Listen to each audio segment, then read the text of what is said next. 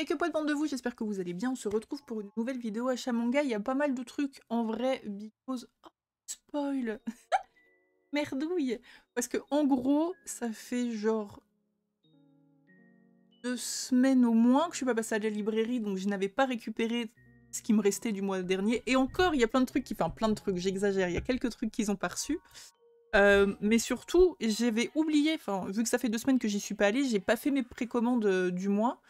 Et en vrai, je pensais y aller faire mes précommandes en me disant « Let's go, je vais recevoir ça tranquillou pipou les semaines prochaines. » Et en fait, il y a les 5 ou 6 bouquins, je lui disais « Alors, précommandez ça, puis ça. » Il me disait « Ah, je l'ai déjà. Ah, je l'ai déjà. » Du coup, là où je pensais repartir, je crois qu'il m'a sorti de la semaine dernière, en vrai, 3 bouquins. Et j'en ai récupéré 1, 2, 3, 4, 5, 6, 7, 8, 9. J'en ai récupéré 9 de début de mois. Voilà. J'avais pas prévu. Du coup, j'avais pas spécialement prévu de faire une vidéo déjà. Mais voilà. Et puis en plus, j'ai récupéré une petite série en occasion. Je suis contente. Et normalement, j'avais un autre bouquin à vous montrer. Mais le Jean-Michel Nigaud qui m'a envoyé le bouquin s'est trompé de livre. Bref, je vous redirai ça tout à l'heure. Mais j'avais un peu les boules, hein. Voilà. On est parti? Alors, nouveauté. Nouveauté puisque c'est par l'auteur des Carnets de l'apothicaire et les Carnets de l'apothicaire c'est trop bien. Du coup, je me suis pris Kami-sama School, c'est le premier tome. Voilà, avec la petite vignette par les Carnets de l'apothicaire, par l'auteur des Carnets de l'apothicaire. Attendez, je suis en train de penser, j'ai eu des goodies. Attendez. Je vous dis genre attendez comme si j'étais en live alors que juste j'ai mis pause sur l'enregistrement. Vous ne m'avez pas vu bouger, mais sachez que je vous ai mis en pause. Voilà. Attendez parce que j'ai récupéré 2-3 goodies. Ils en ont pas beaucoup à ma librairie donc faut quand même que je vous les montre. Donc je vous disais, Kami-sama School, par l'auteur des Carnets de l'apothicaire, de quoi ça cause? Putain, c'est écrit tout petit, il y a un pavé César. On ne n'est pas déesse, on le devient. Dans le Japon contemporain, la fonction de kami ou divinité est attribuée à des humains dotés de pouvoirs surnaturels et détenteurs de diplômes d'État. Ils sont ensuite employés dans des sanctuaires à travers tout le pays. La grand-mère de Nagi était déesse, mais depuis sa mort accidentelle, personne ne s'est présenté pour la remplacer au temple de la ville. Il y aurait pourtant bien des candidats idéaux. Takeru, le frère jumeau de Nagi, malheureusement, il est cloîtré dans sa chambre depuis la tragédie, ne communiquant qu'avec sa sœur qu'à travers ses dons de télépathie et de télékinésie. Dépourvue quant à elle de ce genre de pouvoir, la jeune fille a malgré tout développé une technique pour couper court à ses intrusions mentales quand elles se font trop insistantes. Trop insistantes, c'est bon car Takeru a beau être reclus, il n'en reste pas moins bavard. Bon bref, il y a encore plein de blabla, et à la fin, ils disent... Surdoué ou raté, suivez le parcours du combattant, oui c'est ça, du combattant de Nagi pour obtenir le titre ultime. Ouais, du combat peut-être. C'est une faute de frappe. Avec énergie et bonne humeur, Natsu, voilà l'auteur des Carnets de l'apothicaire, nous entraîne dans le quotidien mêlé de fantaisie d'une classe d'apprentis, dieu haut en couleur. Voilà. Désolée, c'est un peu fastidieux, mais bon, pour vous expliquer... Regardez le résumé. Les pattes de mouche. Il y a un chapitre entier au dos du bouquin. En vrai, j'ai rarement vu un résumé écrit aussi petit et avec autant de trucs derrière un manga. C'est abusé. Bon bah voilà. Ça va être cool. Ça va être très cool. Ça va être très très cool. D'ailleurs, en parlant des Carnets de l'apothicaire, j'en parlais avec mon libraire et c'est vrai que, juste what the fuck, les Carnets de l'apothicaire, apparemment, vous me direz si je n'ai pas bien compris, il n'y a pas de souci. Hein. Mais je sais pas si vous avez fait gaffe, mais il y a la série principale des Carnets de l'apothicaire, enfin la série qui est développée depuis un petit moment maintenant, ouais, avec plus d'une dizaine de tomes là, qui est paru chez Kiun. Et il y a une autre série, les Carnets de l'apothicaire, qui vient de proc il y a pas longtemps. Alors quand j'ai vu ça, clairement je me suis demandé qu'est-ce à côté-il, et vu que ça a exactement le même pitchou que les Carnets de l'apothicaire qu'on connaît déjà, j'ai pas compris. Et en fait mon libraire m'expliquait que c'est un peu bizarre, mais que au Japon les Carnets de l'apothicaire c'est un light novel, et que le light novel il serait détenu, les droits seraient détenus par 2 maisons différentes, et que du coup il y a en Europe, il y a Kiun qui aurait chopé les droits en premier, donc la série, elle est là depuis longtemps, et en fait, les droits de la deuxième série, qui est exactement la même, mais enfin, les deuxièmes droits viennent d'être chopés par une autre maison d'édition. Je trouve ça trop bizarre, je comprends pas trop l'idée. Visiblement, la deuxième serait un peu plus sombre, mais en vrai, c'est exactement la même chose, quoi. Donc, est-ce qu'il y a des gens qui ont acheté les deuxièmes, c'est la même, hein, mais les deuxièmes carnets de l'apothicaire et qui auraient éventuellement un avis à donner dessus? J'ai pas envie de l'acheter pour tester, parce que si c'est pour me retrouver avec 2 fois la même story, en vrai, ça m'intéresse pas plus que ça. Mais par contre, je suis très très curieuse de savoir ce que ça apporte par rapport à la série principale. Je mets des guillemets parce qu'en vrai, vous comprendrez que c'est 2 séries indépendantes l'une de l'autre, mais qui racontent plus ou moins la même chose, donc c'est un peu chelou. Je serais curieuse de savoir en fait quelle différence existe entre les deux. Est-ce qu'il y en a une qui est vraiment entre guillemets plus mature que l'autre? Même si je trouve que de la série principale, bien que le chara-design soit assez pipou, il y a quand même des bails qui sont pas très réjouissants dedans. Enfin voilà, vraiment grosse question. Donc s'il y a des gens qui passent par là qui ont fait l'expérience de cette double lecture, bah, je suis intéressée pour avoir un retour. Voilà. On continue avec Junji Ito qui nous sort Fragment d'horreur et cette magnifique cover hein, qui rappelle le cri de mouche. Bon bah toujours un travail absolument incroyable. Cette fois ça nous dit quoi? Un homme volage prisonnier de son futon, une maison classée au patrimoine national dont l'antique charpente semble abriter un esprit lascif. Un cheveu de sorcière tranchant comme une guillotine ensanglantée, ou encore une femme obsédée depuis l'enfance par les scalpels et les éviscérations. Junji Ito sème la graine du cauchemar dans ce recueil composé de 8 contes délicieusement horrifiques, dont 6 publiés pour la première fois en français. Ah, du coup on va potentiellement avoir des doublons par rapport aux autres bouquins. Bon, je suis toujours à la bourre sur les Junji Ito, je continue toujours de les acheter parce que de 1, je trouve les ouvrages absolument incroyables et j'aime beaucoup ce que fait l'auteur. Mais ça fait un moment que je ne les ai pas achetés. Donc si on lève la cover, hein, Mangetsu fait toujours un travail incroyable sur les covers. J'aime beaucoup ce qu'ils font hein, sur la collection de Junji Ito. D'ailleurs, je ne sais pas si un jour, ils vont avoir prévu de nous sortir une collection d'un autre auteur aussi quali que ce qu'ils font sur Junji Ito, mais c'est trop bien. Après, peut-être que le boulot de Junji Ito s'y prête aussi particulièrement parce que c'est beaucoup de one-shot et d'histoires courtes. Au final, là, dans la collection qui est sortie, si je dis pas de bêtises, et je vais regarder tout de suite.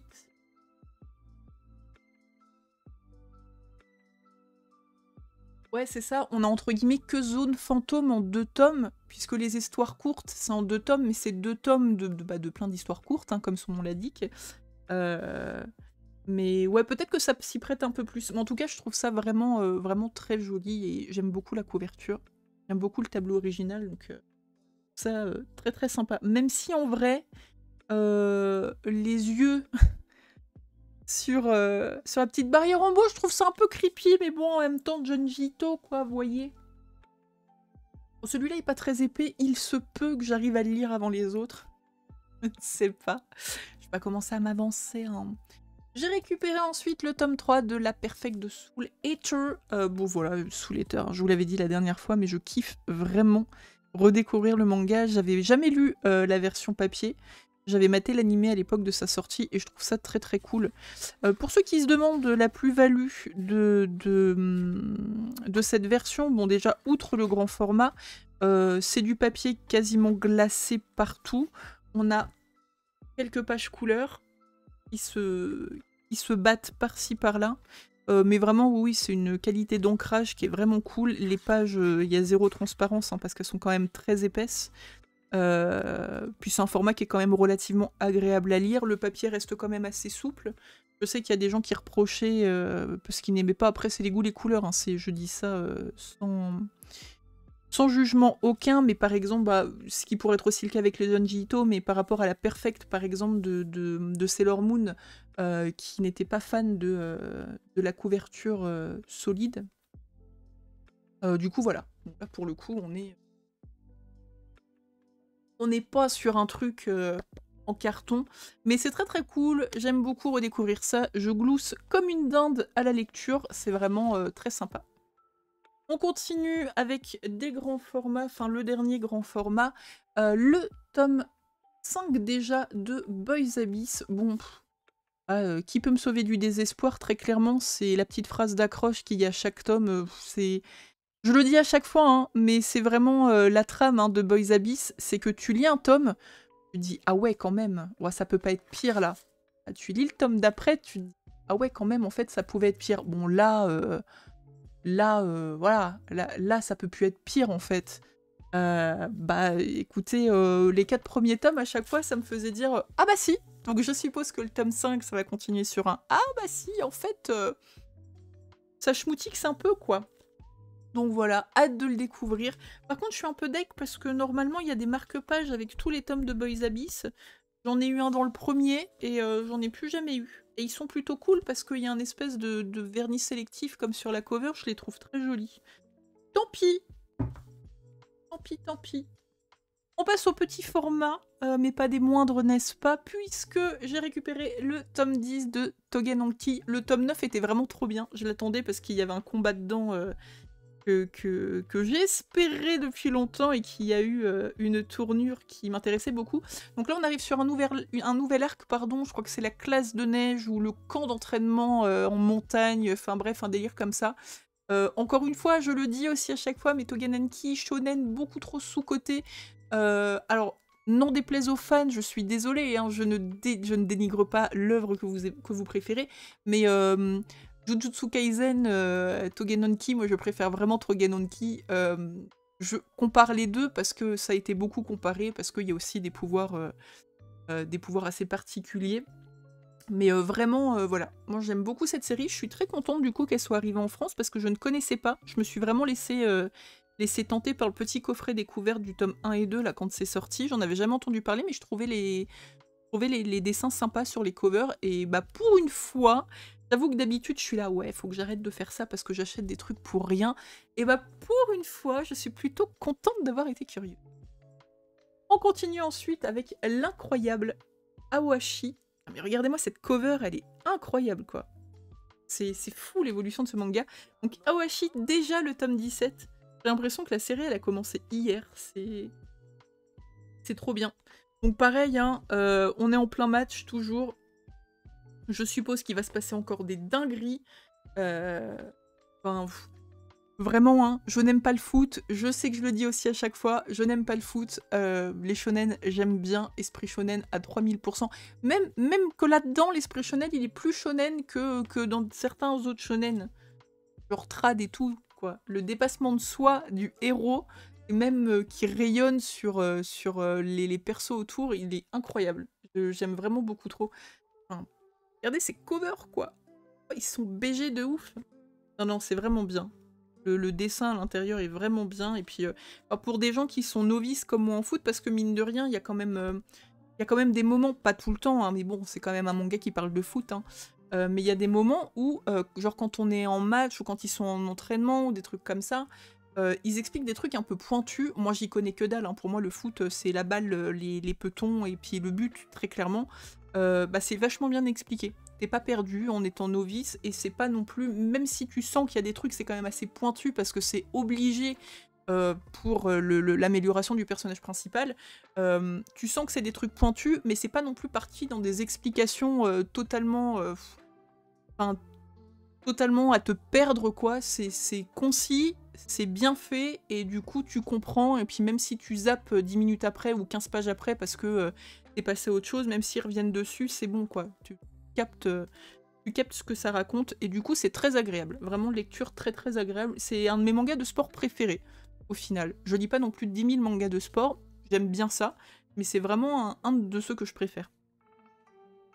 Je me suis après procuré, bien entendu, le tome 14 de Toilet Boon Hanako-kun, mais ça c'est pareil, j'ai l'impression que ça va trop vite, et c'est trop bien, parce que Toilet Boon c'est génial. D'ailleurs, juste petit aparté, au mois de septembre, il va y avoir un autre tome collector de Toilet Boon. Là, c'est le 3e, je crois, qu'ils nous font. Oui, c'est ça. On a eu celui avec le petit livret supplémentaire de l'hôtel. On a eu le jeu de cartes. Et là, du coup, ça va être le 3e. Et si je dis pas de bêtises, il va y avoir un stand acrylique. Il va y avoir une jaquette alternative. Et je ne sais plus trop quoi. Mais voilà, il sera à 11 ou 12 € et il sort au mois de septembre. Donc hâte de l'avoir bien entendu. C'est déjà préco, c'est une des seules séries où je chope les collectors, mais enfin voilà. Moi, le dessin de cette série, vraiment, je trouve ça sublime. Je trouve vraiment le trait sublime. J'ai hâte de lire ça. En plus, il s'est passé des dingueries dans le dernier tome, là, j'avoue que, ouais, va falloir que je lise ça très rapidement. Oups là, excusez-moi pour le micro. Mon petit coup de cœur du moment, avec My Happy Mariage. Donc, on est déjà au tome 3. Pareil, ça, je vais le dégommer. Oh, il y a des pages couleurs dedans. Une petite page glacée là. Cool. Je vais le dégommer très rapidement. Hein. Alors, pareil, pour ceux qui voudraient découvrir My Happy Mariage, mais qui sont un peu frileux à commencer de nouvelles séries, tout ça, I understand. Sachez que l'animé a commencé sur Netflix. Si je dis pas de bêtises, je n'incite absolument pas à l'illégalité, mais probablement trouvable en googlant My Happy Mariage VOSTFR épisode 1. Vous en faites ce que vous voulez. À titre personnel, je n'ai absolument pas regardé l'animé parce que j'ai peur de me spoil vu qu'on est que au tome 3. Donc probablement que je verrai plus tard, mais enfin voilà, en termes de... je sais même pas, est-ce que c'est du shoujo parce que c'est de la romance, mais pas sûr, enfin j'en sais rien, je sais pas en quoi c'est classifié et en vrai on s'en fout, mais c'est une pépite ce manga, réellement. C'était... Enfin les 2 premiers tomes sont incroyables. Voilà, c'est le premier tome, il m'a ému, j'avais les larmes aux yeux. J'étais un peu énervée à certains moments. Pour ceux qui ont lu, vous comprendrez pourquoi. Pour ceux qui n'ont pas lu, bah lisez-le en fait, let's go. Mais vraiment, le personnage principal est hyper émouvant. Sa relation est hyper belle. Voilà, il y a plein d'enjeux dedans. Et c'est juste mignon. C'est juste mignon et très dur à la fois. C'est une super lecture. Voilà, je recommande chaudement, vivement. Ensuite, on passe au classico, bien entendu, puisque le tome 36 de My Hero Academia est sorti. Bon bah voilà, un esprit shonen, je ne m'étends même pas. Il se passe juste des dingueries dans ce manga. Voilà, j'ai feuilleté vite fait, je referme tout de suite. Je n'ai pas envie de me spoil du tout. Plus ça va, plus c'est bien, en fait. Voilà, My Hero Academia, c'est du pinard. Il se bonifie avec le temps. Bon, j'aime pas le vin, donc la métaphore est pas terrible. Mais c'est incroyable. Ce manga est ouf. C'est un des meilleurs shonen que j'ai lu depuis des années. Il y en a plein des bons, hein. Voilà, attention. Hein. Mais vraiment, moi, c'est un de ceux qui me prend le plus aux tripes. Là, depuis que le dernier arc, enfin le dernier, j'en crois que oui. Enfin bref, depuis le Dark Arc, je vais l'appeler comme ça, depuis qu'il a commencé, je suis en kiff total. J'étais déjà en bon gros kiff avant, mais ouais, je love vraiment d'amour. Hein. C'est une dinguerie. J'espère, enfin il n'y a pas de raison, mais j'espère sincèrement que ça va être un banger jusqu'à la fin, parce que je serais tellement déçue, tellement de hype pour cette série, que je serais tellement déçue que ça se finisse pas, enfin que ce n'est pas une fin à la hauteur de la série en fait, si vous voulez. Mais bref, My Hero, c'est ouf.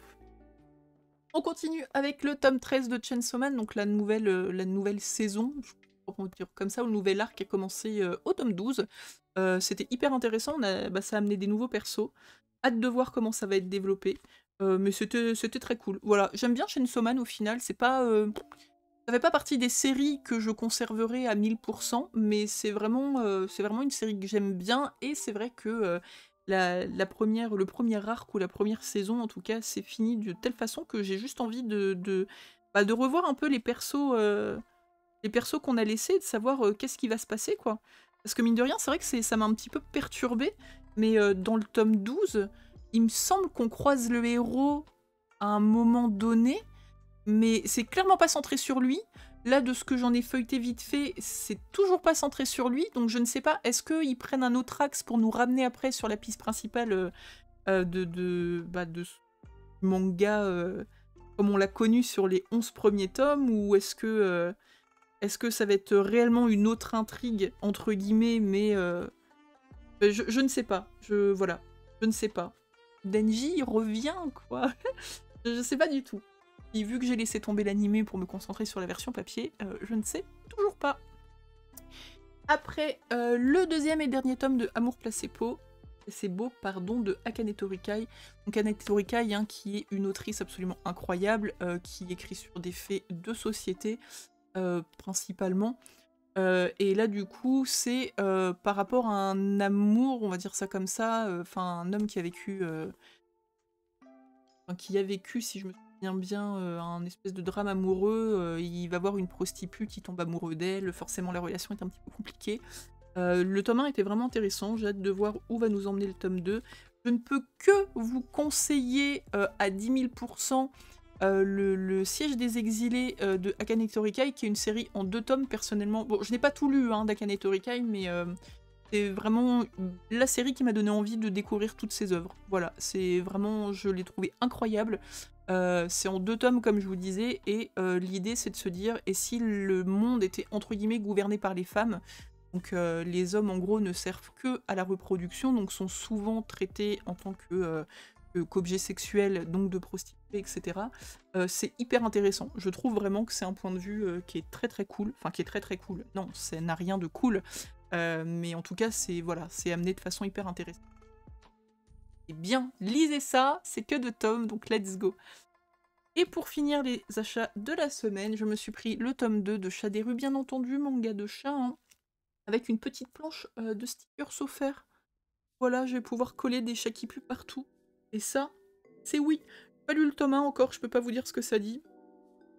J'ai littéralement une pile de mangas de chat de côté. Bon, ça, je vous l'ai déjà dit dans la dernière vidéo, mais un peu de mal à lire en ce moment, puis en plus avec la chaleur, là, vraiment... En fait, juste, je sais pas si vous voyez ce que je veux dire, mais quand vous lisez, vous êtes en gros comme ça, quoi.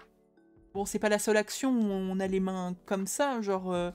ou au moins un minimum plié, et en fait, quand il fait chaud, comme tout le monde, je sue d'ici, je trouve ça insupportable, insupportable, donc je bouquine un peu, et là je sens que je suinte du creux du coude, ça me dégoûte, du coup j'arrête, voilà.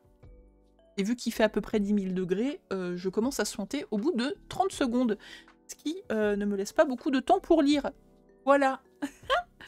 On n'a pas tous les mêmes problèmes, hein, je vous l'accorde. Avant de passer aux occasions, je vous montre juste les petits goodies que j'ai récupérés. Alors, j'ai eu le droit à un petit sac. C'est normalement une offre pour l'achat d'un tome de Jujutsu Kaisen et un tome de MHA. Bon, je suis repartie de chez eux encore avec plein de bouquins, donc j'ai demandé que j'ai le droit quand même, mais si je prends pas le Jujutsu, ils m'ont dit... Donc voilà, j'ai eu ça. Et alors là, je savais même pas qu'il y avait cette offre-là. Je vais la découvrir avec vous parce que j'ai laissé le petit truc. Mais il y avait les serviettes de plage de Chica. Bon, en vrai, je me dis que j'abuse pas trop, hein, parce que mon libraire voulait me donner les 3. Il y avait Orimiya, Blue Log, je crois, et Anakokun. Et j'ai pris que Anakokun. Regardez! Elle est trop belle, en vrai!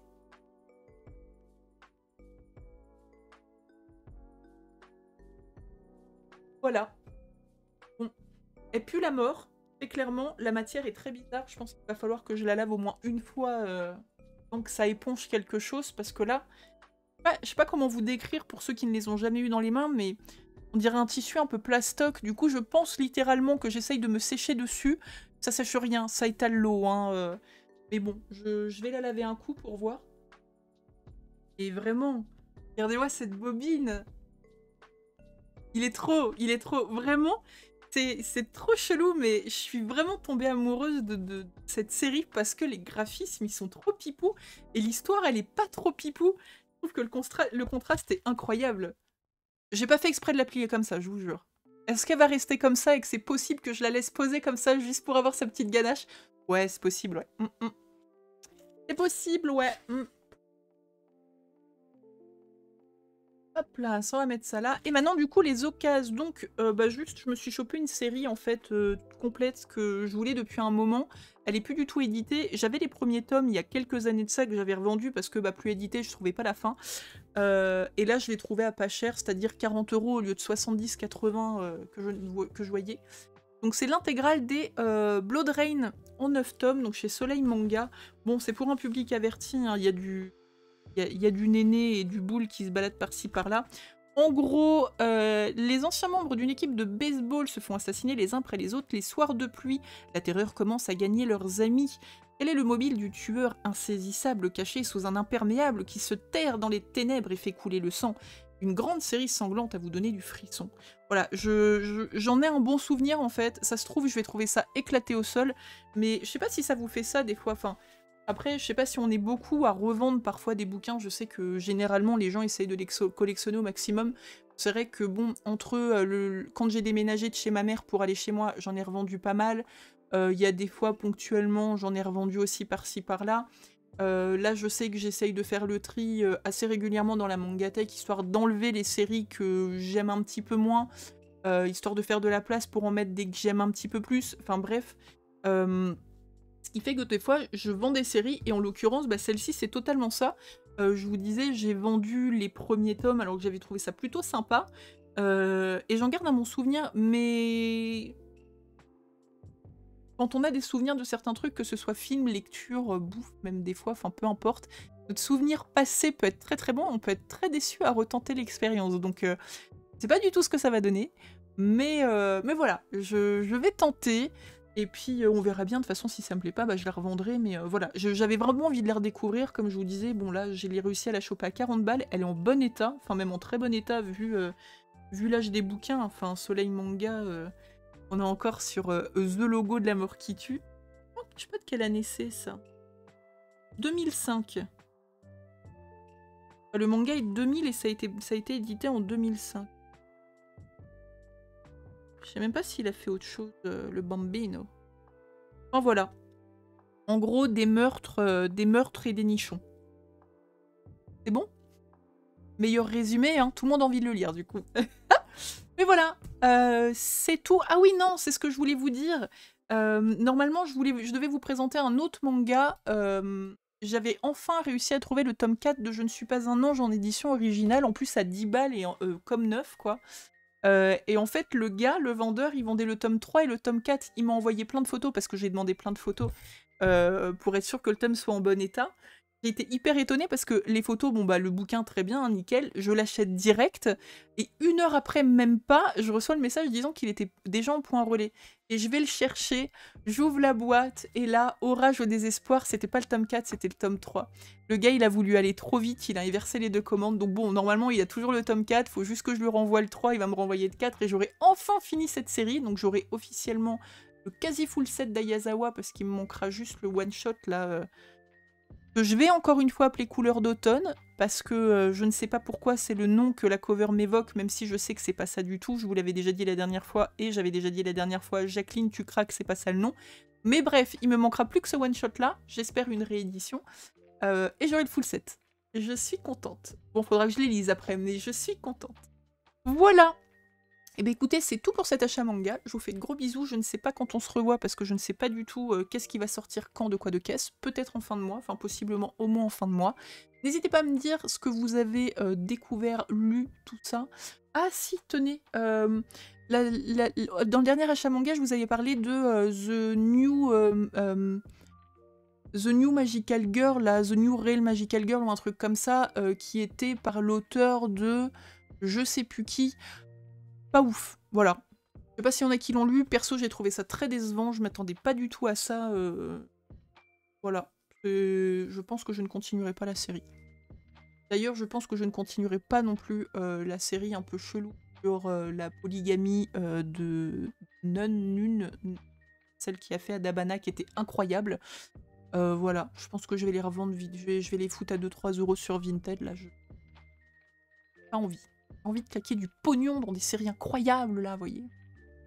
Bref, des bisous, à bientôt.